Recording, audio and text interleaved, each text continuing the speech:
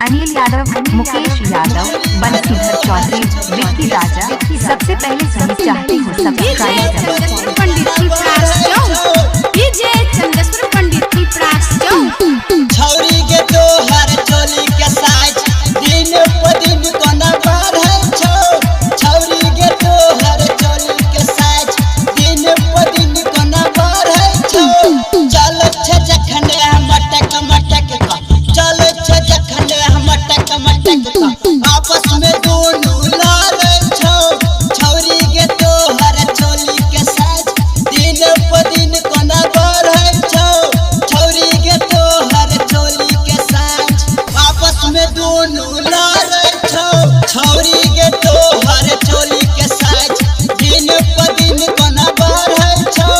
छौरी के तोहर चोली के size. Music director Mukesh Yadav.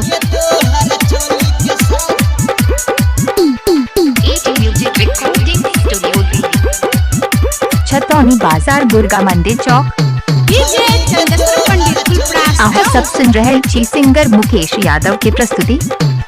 एही से गाँव के लफुआ छौरा पीछा तोहर करै छौगे, पीछा तोहर करै छौ।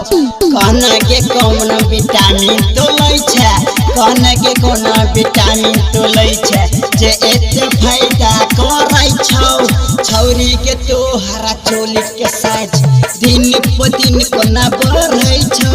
छौरी के तोहरा चोली के साइज दिन प दिन कोना बढ़ै छौ। छौरी के तोहरा सिंगर मुकेश यादव, झारखंड यूपी बिहार नेपाल में है। म्यूजिक रिकॉर्डिंग स्टूडियो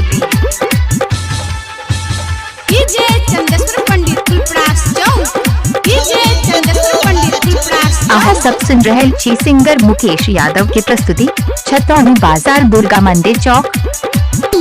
तोहर गदरल जवानी के छौरी हैरान हमारा करै छौगे, हैरान हमारा करै छौ। अब यहाँ नहीं रातों के नींद, अब यहाँ नहीं रातों के नींद, जहिया से नजर पर छै।